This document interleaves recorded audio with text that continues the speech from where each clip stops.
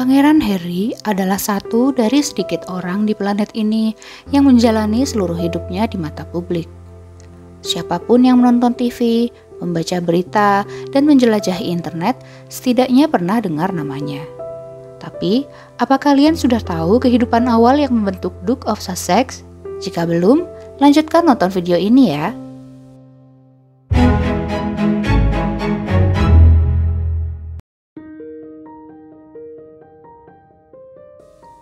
Henry Charles Albert David adalah putra kedua Pangeran Charles dan Putri Diana. Sejak awal, istana mengumumkan bahwa pangeran yang lahir tanggal 15 September 1984 ini akan dipanggil Harry. Sekarang, dia berada di urutan ke-6 pewaris tahta Inggris setelah Pangeran Charles, Pangeran William, dan 3 anak Pangeran William. Putri Diana dikenal protektif terhadap Harry yang sensitif namun berjiwa petualang dan agak iseng. Pada usia 8 tahun, Harry pernah mengunci diri di toilet, mengabaikan ibunya yang berulang kali menyuruhnya membuka pintu. Kenworth juga punya kenangan menarik. Dia pernah meminjamkan walkie-talkie ke Harry yang mengenakan perlengkapan kamuflase dan meminta misi. Akibatnya, pangeran kecil itu kabur dari istana Kensington ke Kensington High Street sendirian tanpa memberitahu siapapun, lalu menelpon dan mengatakan tugas selesai. Dari luar, Pangeran Harry tampak sangat beruntung. Dia bebas dari tanggung jawab menjadi raja masa depan, tidak seperti kakaknya, Pangeran William. Tapi nyatanya, menjadi adik dari calon raja Inggris adalah posisi yang sangat sulit. Ketika mereka masih kecil, Harry dan William bersekolah di tempat yang sama. Mereka memulai pendidikan di TK Jane Minors, lalu lanjut ke Wetherby School dan Ladgrove School. Harry kecil ternyata tidak mudah beradaptasi. Jika anak lain datang kepadanya dan menarik bajunya, dia akan mulai menangis. Guru yang peka juga menyadari jika salah satu dari mereka memuji William karena pandai dalam sesuatu, misalnya membuat kerajinan tanah liat, Harry akan membuang pekerjaannya sendiri ke lantai. Itu mungkin pertanda awal bahwa dia akan melakukan sesuatu dengan caranya sendiri. Pada usia 4 tahun, Harry dan keluarganya pergi ke Highgrove. Di perjalanan, dia dan William bertengkar di kursi belakang mobil. Pada saat itu, Diana mengemudi, saya duduk di depan, William dan Harry di belakang. Dari sebelum berangkat, mereka sudah berdebat. Lalu Harry tiba-tiba berkata, "William, suatu hari nanti kamu akan jadi raja, sedangkan aku tidak. Tapi tak apa-apa, karena aku bisa melakukan apapun yang kusuka." Putri Diana sampai tercengang dengan pernyataan itu. Sejak kecil, Pangeran Harry sangat sadar bahwa dia diperlakukan sedikit berbeda. Dia tidak mendapatkan sandwich terbaik ketika mereka pergi menemui Ibu Suri. Cara staf menyapanya berbeda dengan William, sampai perasaan bahwa kakaknya mendapat perlakuan istimewa. Diana menyadari itu dan berkata pada stafnya, "Kamu menjaga ahli waris dan aku akan menjaga cadangannya." Simon Simmons, seorang healer yang dekat dengan Putri Wales, mengatakan bahwa Diana pernah membuat anak-anaknya berjanji satu sama lain. Kalian harus janji untuk menjadi teman baik satu sama lain, dan jangan biarkan siapapun merusak hubungan kalian. Mereka berjanji akan menepatinya. Mereka saling tos dan memeluk ibu mereka. Meskipun Diana dan Charles berusaha adil dengan anak-anaknya, beberapa anggota senior kerajaan percaya bahwa jalan hidup mereka tetap saja berbeda. Contohnya, Ibu Suri yang lebih dekat dengan William daripada Harry. Mendiang Ibu Suri selalu mengundang Pangeran William untuk minum teh dan berbicara dengannya tentang masa depan. Tapi dia tidak mengundang Pangeran Harry. Kehancuran pernikahan Charles dan Diana yang sangat terbuka juga menyebabkan tekanan emosional pada Harry. Dan kemudian, ketika dia baru berusia 12 tahun, Harry menghadapi kematian tragis ibunya yang sangat mendadak. When my mum was taken away from me at the age of 12, just before my 13th birthday, I didn't want the life. Sharing the grief of my mother's death with the world, I was so angry with what happened to her and the fact that there was no justice at all. Nothing came from that. The same people that chased her into the tunnel photographed her dying on the back seat of that car. For me, the thing I remember the most was the sound of the horses' hooves going along the Mall, the red brick road. By this point, both of us were in shock. It was like I was outside of my body and just walking along doing what was expected of me.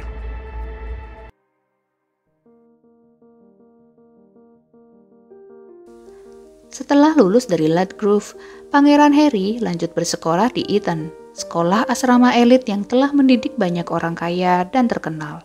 Selama masa remajanya, Harry mendapat julukan anak nakal dan anak liar karena sering terlibat masalah. Dia hobi pesta, minum minuman keras walau di bawah umur, merokok, hingga mencoba ganja. Pangeran Charles sampai merasa perlu mengirim putranya yang berusia 16 tahun ke pusat rehabilitasi Featherstone Lodge agar Harry tahu bahaya penggunaan narkoba, meskipun hanya sehari. Tahun 2003, Harry lulus dari Eton dan mengambil jeda sekolah. Dia mengisi waktunya dengan mengunjungi Argentina, Australia, dan panti asuhan korban AIDS di Lesotho, Afrika. Saya dan anggota pers bermain sepak bola dengan Harry di Lesotho. Setelah kami bermain, Harry datang untuk menyapa dan kami mengobrol selama beberapa jam. Dia sangat jujur dan santai. Anda tidak akan pernah mengobrol seperti itu dengan Ratu atau Pangeran Charles. Di sekitar waktu ini, Pangeran Harry menjalin hubungan dengan Chelsea Davy, putri salah satu pemilik tanah terbesar di Zimbabwe, Afrika. Mereka pacaran putus nyambung selama 7 tahun. Chelsea merasa hubungan mereka yang sangat terekspos merugikan dirinya. Akhirnya mereka pun berpisah.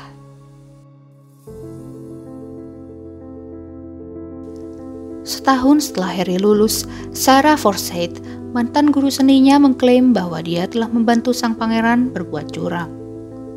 Sarah mengatakan bahwa dia mengerjakan sebagian besar tugas Harry. Clarence House membantah tuduhan itu dan Dewan Ujian mengatakan tidak ada bukti untuk mendukung klaim tersebut. Seminggu kemudian, Harry terlibat perkelahian di luar klub malam di West End, London. Juru bicara kerajaan mengatakan pangeran berusia 20 tahun itu dipukul wajahnya oleh kamera ketika paparazzi berkerumun di sekitarnya. Saat Harry mendorongnya, kamera mengenai mulut paparazzi dan membuat bibirnya terluka. Namun, Chris Femen, paparazzi yang terluka itu, punya cerita berbeda. Dia mengatakan bahwa Harry dengan agresif mengejarnya dan mendorong kamera ke wajahnya sambil berteriak, "Kenapa kamu melakukan ini? Kenapa kamu tidak membiarkanku sendiri?" Tahun berikutnya, Pangeran Harry terlibat masalah yang lebih besar. Semua bermula dari undangan pesta kostum bertema kolonial dan pribumi dari Richard Mead. William berniat datang sebagai pribumi dan memilih kostum kulit macan tutul, sementara Harry tertarik dengan opsi kolonial. Seragam Nazi yang lengkap dengan ban lengan swastika, simbol kebencian dan kekejaman Holocaust menjadi pilihannya. Tak butuh waktu lama, foto Harry dengan baju Nazi pun muncul di halaman depan koran. Dan tentu saja, hal itu menimbulkan kegegeran, terutama karena insiden itu terjadi menjelang peringatan nasional yang dihadiri Ratu untuk peringatan 60 tahun pembebasan Auschwitz. Clarence House dengan cepat mengeluarkan pernyataan maaf dari Pangeran Harry. Namun di balik skandal itu, hubungan Harry dan William menjadi retak. Jelas, Harry yang berusia 20 tahun bukan neo-Nazi, seperti yang dituduhkan seorang anggota parlemen. Anak itu nakal, tapi bukan Nazi. Harry memilih kostumnya bersama kakak laki-lakinya, calon raja yang berusia 22 tahun dan pergi ke pesta bersama. Tapi, apakah orang-orang berkomentar tentang peran Pangeran William dalam bencana itu? Untuk pertama kalinya, hubungan mereka memburuk dan mereka nyaris tidak berbicara. Harry membenci kenyataan bahwa William bisa lolos begitu saja.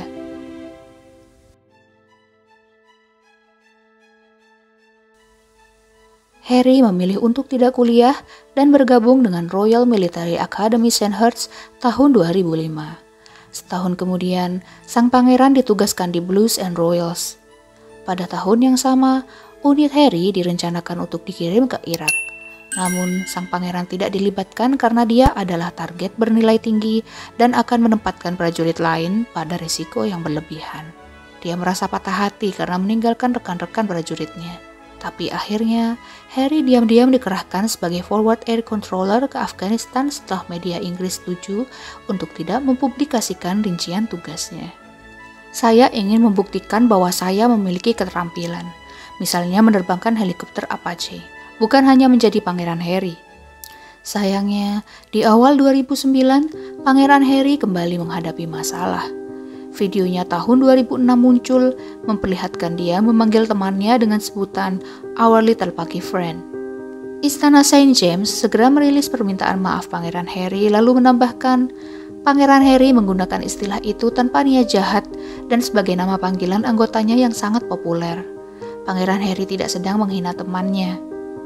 Tahun 2012, Harry menjalin hubungan dengan Cressida Bonas. Mereka diperkenalkan oleh sepupu Harry, Putri Eugenie, dan Putri Beatrice. Tapi, Cressida memutuskan hubungan 2 tahun mereka setelah berjuang menyesuaikan diri dengan kehidupan dalam sorotan. Harry tampaknya menjalani hidup lurus ketika bergabung dengan militer. Tapi, pada Agustus 2012, Pangeran Harry kembali muncul menjadi berita utama. Foto sang pangeran tanpa busana bocor ke media.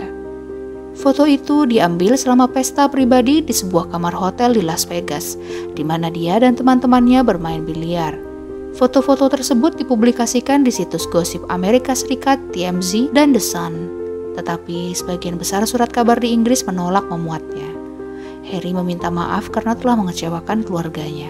Tapi dia merasa sedang berada di area pribadi dan foto-foto itu seharusnya tidak pernah dirilis. Terlepas dari tumpukan kontroversi, Harry tetap menjadi anggota keluarga kerajaan yang populer. Sebuah survei tahun 2012 menunjukkan bahwa dia adalah bangsawan paling populer ketiga setelah Ratu dan Pangeran William. Titik balik Pangeran Harry adalah saat dia mengakhiri tugas militernya tahun 2015. Paparazzi jarang melihatnya keluar masuk klub malam, setidaknya tidak di depan mereka. Harry mengalihkan perhatiannya pada Invictus Games, kompetisi olahraga internasional yang dia dirikan untuk veteran dan prajurit yang terluka dan sakit. The first time I cried was at the funeral on the island, and probably and only since then maybe once. So there's a lot of grief that still needs to be to be let out. Selama bertahun-tahun, Duke of Sussex dikenal sebagai pangeran pesta. Namun, terungkapnya Harry menggunakan obat-obatan dan alkohol untuk mengatasi rasa sakit karena kehilangan ibunya memberikan gambaran yang agak berbeda. 28 to probably 32 was a nightmare time in my life. I'm freaking out every single time I jump in the car, and every single time that I see a camera. Well, firstly, what did it feel like? I would just start sweating.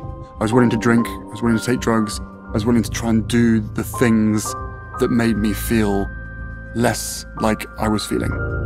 But I slowly became aware that, okay, I wasn't drinking Monday to Friday, but I would probably drink a week's worth in one day on a Friday or a Saturday night. And I would find myself drinking not because I was enjoying it, but because I was trying to mask something. Dia menyesali betapa singkatnya panggilan telepon terakhirnya dengan ibunya. As a kid, I never enjoyed speaking to my parents on the phone. And we spent far too much time speaking on the phone rather than speaking to each other because of just the way the situation was. And the phone rang and off he went to go and speak to her sort of for 5 minutes. And then, Harry, mummy's on the phone, right, my turn. Off I go, pick up the phone and it was her speaking from Paris, and I can't really necessarily remember what I said, but all I do remember is probably regretting for the rest of my life how short the phone call was, and if I'd known that was the last time I was going to speak to my mother, the things I would have said to her. Looking back on it now, it's incredibly hard. I have to sort of deal with that for the rest of my life. Not knowing that was the last time I was going to speak to my mum, and how differently that conversation would have panned out if I had even the slightest inkling that her life was going to be taken that night. Harry merasa hidupnya mulai berubah setelah ikut terapi. Dia mencari bantuan profesional atas saran beberapa kerabat, terutama saudaranya, yang juga terluka oleh kematian Diana dan sedih melihat saudaranya. I was so young, I grew up sort of thinking that not having a mum was normal. I think it was a classic case of don't let yourself think about your mum and the grief and the hurt that comes with it, because it's never going to bring it back and it's only going to make you more sad. Pengakuan jujur Harry adalah salah satu upaya kampanye kesehatan mental Heads Together untuk mengakhiri stigma masalah kesehatan mental. Pangeran Harry ingin menggunakan popularitas dan platformnya untuk membantu orang lain dengan perjuangan kesehatan mental agar mereka tidak merasa sendirian. Perubahan ini tentu saja merupakan langkah maju dari pangeran dengan image tukang pesta. Siapa yang menyangka bahwa kita akan melihat Pangeran Harry masuk berita bukan karena pesta di klub malam, tapi karena memulai hari dengan seputik kale. Dia juga berhenti merokok, pergi ke gym, menghindari kopi, melakukan meditasi dan yoga. Kami tidak pernah menyangka Harry akan mengoceh tentang yoga, tetapi dia menyukainya. Dia tampak hebat, berat badannya turun, dia sangat sehat dan bahagia. Meskipun saya yakin dia rindu hangout dengan beberapa teman lamanya untuk minum bir sesekali. Now I'm on my way to having healed that part of my life, those younger years, and having a clarity of perspective that I never ever thought that I would get. I'm still the person that I was, but I'm just a better version of that. Itulah kisah Pangeran Harry sebelum menikah dengan Meghan Markle. Apa hal baru yang kalian ketahui tentangnya? Apa ada pelajaran yang bisa kalian petik dari kisah Pangeran Harry? Tulis pendapat kalian di kolom komentar ya. Dan jangan lupa klik like dan subscribe untuk kisah menarik lainnya.